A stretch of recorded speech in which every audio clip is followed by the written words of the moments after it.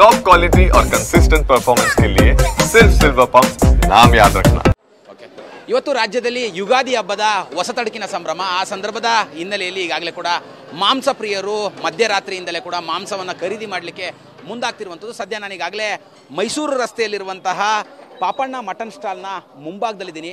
ಬೆಳಗ್ಗೆಯಿಂದಲೇ ಮಾಂಸ ಪ್ರಿಯರು ಚಿಕನ್ ಮಟನನ್ನು ಕೊಂಡುಕೊಳ್ಳಲಿಕ್ಕೆ ಸರತಿ ಸಾಲಿನಲ್ಲಿ ನಿಂತು ಈಗಾಗಲೇ ಕೂಡ ಖರೀದಿಯನ್ನು ಮಾಡ್ತಾ ಇರುವಂಥದ್ದು. ಕಾರಣ ಏನು ಅಂತ ಹೇಳಿದ್ರೆ, ಹೊಸತಡಕಿನ ಸಂಭ್ರಮ ಅಂತಿದ್ದಂತೆ ಅವತ್ತು ಅಂದರೆ ಮಾಂಸಾಹಾರವನ್ನು ತೆಗೆದುಕೊಂಡು ಹಿರಿಯರಿಗೆ ಮತ್ತು ದೇವರಿಗೆ ನೈವೇದ್ಯವನ್ನು ಮಾಡುವಂಥ ಒಂದು ಪದ್ಧತಿ ಕೂಡ ಇರುವಂಥದ್ದು. ಆ ನಿಟ್ಟಿನಲ್ಲಿ ಈಗಾಗಲೇ ನಾನೇನು ನಿಮಗೆ ದೃಶ್ಯದಲ್ಲಿ ತೋರಿಸ್ತಾ ಇದ್ದೀನಿ, ಇದು ಮಟನ್ ಅಂಗಡಿಯ ಒಳಭಾಗದ ಒಂದು ದೃಶ್ಯಗಳು.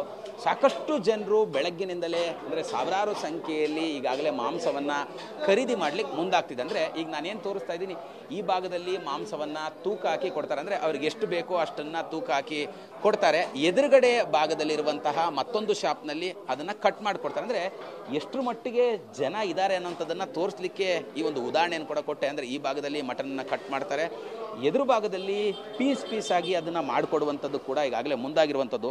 ಸಾವಿರಾರು ಸಂಖ್ಯೆಯಲ್ಲಿ ಬೆಳಗಿನಿಂದಲೇ ಮಾಂಸ ಪ್ರಿಯರು ಚಿಕನು ಮಟನು ಈ ಥರದ್ದೆಲ್ಲವನ್ನೂ ಕೂಡ ಖರೀದಿ ಮಾಡಲಿಕ್ಕೆ ಮುಂದಾಗ್ತಿದ್ದಾರೆ. ಕಾರಣ ಏನಂತ ಹೇಳಿದ್ರೆ 10-11 ಗಂಟೆ ಸಂದರ್ಭಕ್ಕೆ ದೇವರಿಗೆ ಅಂದರೆ ತಮಗೆ ಇಷ್ಟವಾದಂತಹ ದೇವರಿಗೆ ಮಾಂಸಾಹಾರವನ್ನು ಬಿಟ್ಟು ಪೂಜೆ ಪುನಸ್ಕಾರ ಈ ಥರದ್ದೆಲ್ಲವನ್ನೂ ಕೂಡ ಹಿಂದೂ ಸಂಪ್ರದಾಯದಲ್ಲಿ ಮಾಡಿಕೊಂಡು ಬರ್ತಾರೆ. ಈ ಭಾಗ ಏನಿದೆಯಲ್ಲ, ಈಗ ನಾನು ತೋರಿಸ್ತಾ ಇದ್ದೀನಿ, ಈ ಭಾಗದಲ್ಲಿ ಅಲ್ಲಿ ಎದುರುಗಡೆ ತೆಗೆದುಕೊಂಡು ಅಂದರೆ ತೂಕ ಹಾಕಿಸಿಕೊಂಡು ಬಂದಂತಹ ಮಟನ್ನ ಇಲ್ಲಿ ಕಟ್ ಮಾಡಿ ಕೊಡೋದಾಗುತ್ತೆ. ಅಂದರೆ ಇಲ್ಲೇನು ಕಟ್ ಮಾಡ್ತಿದ್ದಾರಲ್ಲ, ಈ ಭಾಗದಲ್ಲಿ ಕಟ್ ಮಾಡಿ ಕೊಡ್ತಾರೆ.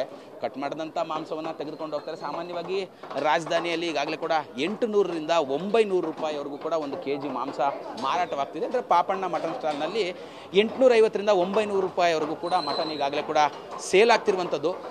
ಬಹುತೇಕ ಮೈಸೂರು ರಸ್ತೆ ಸುತ್ತಮುತ್ತ ಇರುವಂಥವರೆಲ್ಲರೂ ಕೂಡ ಈ ಒಂದು ಪಾಪಣ್ಣ ಮಟನ್ ಸ್ಟಾಲ್ಗೆ ಬರುವಂಥದ್ದು. ಕಾರಣ ಏನಂತ ಹೇಳಿದ್ರೆ, ಇಲ್ಲಿ ಮಟನ್ನು ಚೆನ್ನಾಗಿ ಸಿಗತ್ತೆ ಅನ್ನೋಂಥದ್ದೊಂದು, ಮತ್ತು ತುಂಬ ವರ್ಷಗಳ ಕಾಲ ಹಳೆಯದಾದಂಥ ಮಟನ್ ಸ್ಟಾಲು.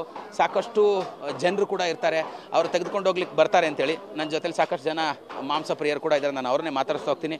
ಸರ್, ಇವತ್ತು ಹೊಸತಡಕಿನ ಸಂಭ್ರಮ, ತಾವು ಕೂಡ ಈಗಾಗಲೇ ಮಾಂಸವನ್ನು ಖರೀದಿ ಮಾಡ್ಲಿಕ್ಕೆ ಬಂದಿದ್ದೀರಾ. ತಾವು ಎಲ್ಲಿಂದ ಬಂದಿದ್ದೀರಾ ಮತ್ತು ಎಷ್ಟು ಖರೀದಿ ಮಾಡಿದ್ರಿ ಸರ್? ಬಸವೇಶ್ವರ ನಗರದಿಂದ ಬಂದಿದ್ದೀವಿ ಸರ್. 2-3 kg ಮಟನ್ ತೊಗೊಂಡಿದ್ದೀವಿ. ಎಷ್ಟು ವರ್ಷದಿಂದ ಬರ್ತೀರಾ ಸರ್ ಈ ಒಂದು ಮಟನ್ ಅಂಗಡಿಗೆ? 15 ವರ್ಷದಿಂದ ಇದೆ.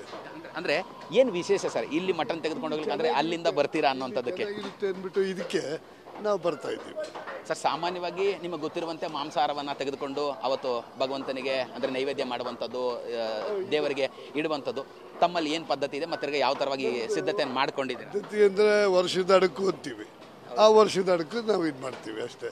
ಇನ್ನೇನು ದೇವ್ರದ್ದೆಲ್ಲ ಮಾಮೂಲಿ, ದೇವ್ರು ತಿನ್ನಲ್ಲ, ನಾವು ತಿಂತೀವಿ ಅಷ್ಟೇ. Thank you. ಈಗ ಮತ್ತೊಬ್ಬರು ಕೂಡ ನನ್ನ ಜೊತೆಲಿರುವಂಥದ್ದು. ಸರ್, ತಾವು ಎಲ್ಲಿಂದ ಬಂದಿದ್ದೀರಾ ಸರ್? ನಾವಿಲ್ಲೇ ಯಾವುದು ಬ್ಯಾಟ್ರಾಯಂಪುರಿಂದ, ಟೆಲಿಕಾಮ್ ಲೇಔಟು, ಸಾಯಿ ಸುಮ್ಕಾ ಟೆಲಿಕಾಮ್ ಕ್ಲಸ್ಟರ್ ಅಪಾರ್ಟ್ಮೆಂಟಿಂದ. ಸೊ ನಾವು ಬೆಳಗ್ಗೆ 7:30 ಬಂದ್ವಿ. ಇಲ್ಲಿ ಈಗಾಗಲೇ ಆಲ್ಮೋಸ್ಟ್ ಈಗ 8:30-9 ಗಂಟೆ ಆಗ್ತಿದೆ.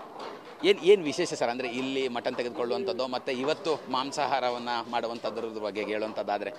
ಇದನ್ನು ಹೊಸತಡ್ಕು ಅಂತಾರೆ ಕನ್ನಡದಲ್ಲಿ. ಸೊ ಯುಗಾದಿ ಹಬ್ಬ ಆದಮೇಲೆ ಫಸ್ಟ್ ಮೊದಲನೇ ದಿವಸ 2ನೇ ದಿವಸ ಸ್ವೀಟ್ ತಿಂದಮೇಲೆ ಲಾಸ್ಟ್ ಖಾರ ತಿನ್ನಬೇಕು. ಫಸ್ಟ್ ಬೇಳೆ ನೆಕ್ಸ್ಟ್ ಡೇ ಕಾಲು ಅಂತ ಹೇಳ್ತಾರೆ. ಸೊ ಇಲ್ಲಿ ಮಟನ್ ತುಂಬ ಟೇಸ್ಟಾಗಿರುತ್ತೆ. ಅದಕ್ಕೆ ಪ್ರತಿ ಸರಿ ಇಲ್ಲೇ ಬರ್ತೀವಿ ನಾವು. ಎಷ್ಟೇ ಲೇಟ್ ಆದರೂ ಪರವಾಗಿಲ್ಲ, 1 hour 2 hours ಕ್ಯೂ ಆದರೂ ನಿಂತು ತಗೊಂಡು ಹೋಗ್ತೀವಿ.